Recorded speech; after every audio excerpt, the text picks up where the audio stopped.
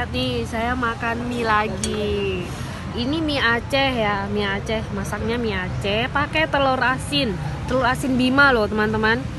Oh. Kita lihat ya di sini ada apa? Oh, ini mie keriting ya. Ada sayurnya. Yuk kita belah telurnya yuk.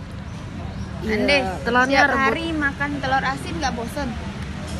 Saya nggak bosen karena emang saya suka pertama. Udah gitu ini kan nutrisi otak kita loh. Jadi nggak apa-apa sih. Protein, nambah protein.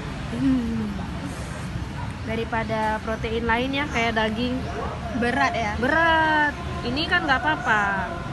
Bismillahirrahmanirrahim. Cobain yuk. Yuk Iren. Ya.